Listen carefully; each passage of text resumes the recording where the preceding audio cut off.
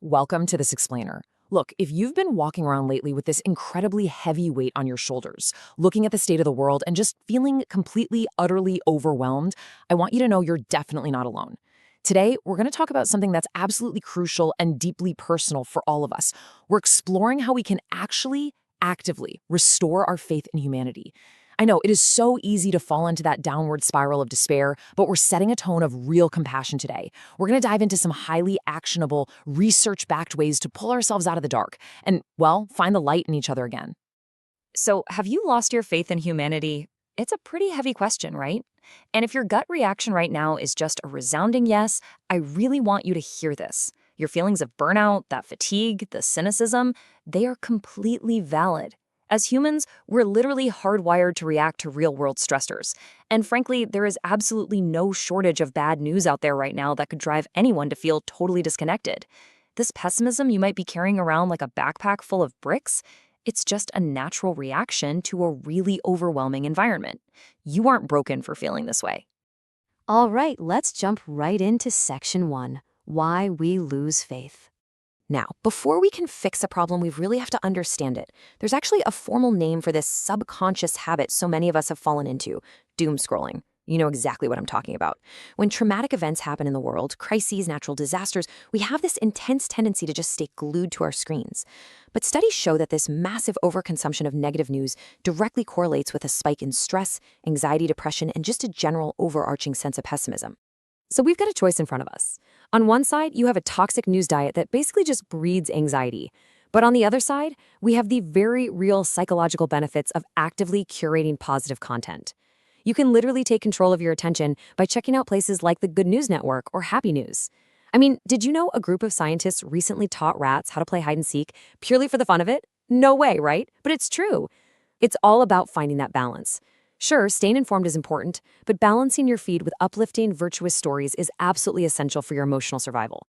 Actually, scratch that. It's not just the news, is it?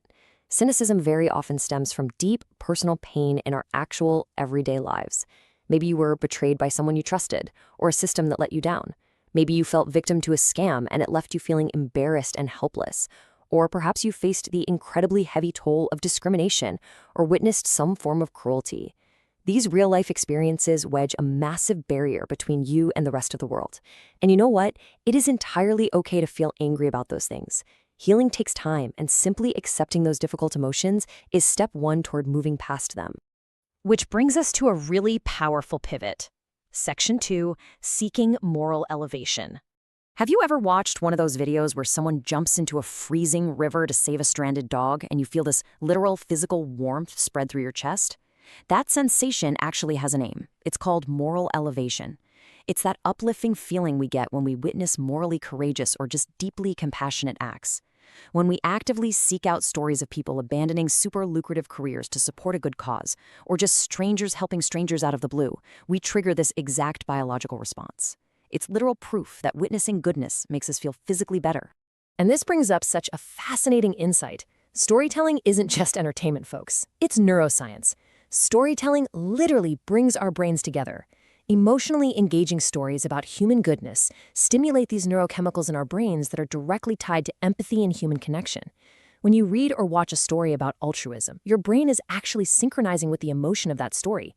So by sharing kind anecdotes and heroic acts with your friends, you're actively participating in healing both your own brain and the brains of the people you're talking to. It's a real game changer. Let's keep that momentum going into section 3, relearning childlike trust. If you want a fast, direct antidote to modern mistrust, spend more time with kids. Seriously. Children are born so naturally receptive and trusting. While we adults are sitting around agonizing over the state of the economy, they are in a state of absolute pure awe because they just found a really cool-looking rock in the driveway. When you watch how they operate, how effortlessly playful they are, how wildly creative they get when they're solving problems, it acts like a mirror for us. It reminds us to just shed our own heavy, exhausting layers of cynicism and defensiveness. There is always something new and beautiful to see, and kids are the absolute perfect guides to help us spot it. I want you to try something out for me. Next time you're with family or friends, ask the adults in your life this exact question. What is the happiest moment of your life? It is honestly shocking how rarely we ask people this.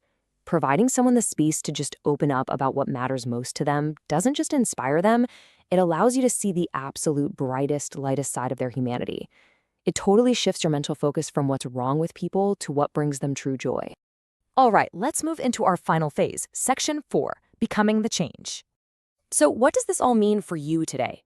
Well, here are some practical steps you can take right now. First, get involved locally. Spending a few hours at an animal shelter or a food bank dramatically reduces stress and gives you this massive, fulfilling sense of purpose. In your everyday life, try practicing random acts of kindness. Just pay for a stranger's parking meter, hold a door, let someone cut in front of you in traffic. It creates this instant positive ripple effect. At the end of the day, try jotting down 3 things you value in a gratitude journal to drown out the noise of bad news. Or maybe try some loving kindness meditation. Doing these things physically and mentally reconnects you to your community.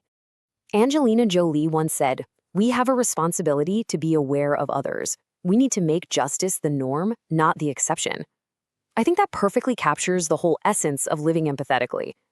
When we broaden our perspective past our own bubbles and dedicate our energy to helping those less fortunate, we stop feeling like these passive victims of a cynical world, right?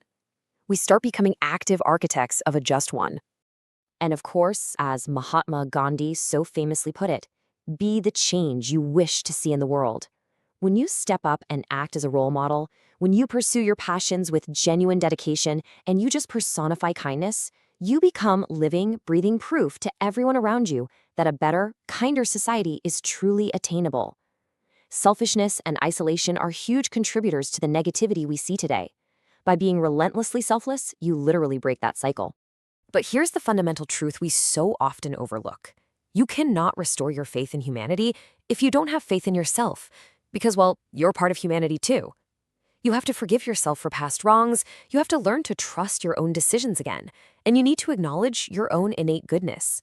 When you can finally see the good within yourself, I promise you, it becomes infinitely easier to see and affirm the goodness in everyone else. So as we wrap up this explainer, I want to leave you with one final, provocative question to chew on. What role will you play in creating the kinder world you want to live in?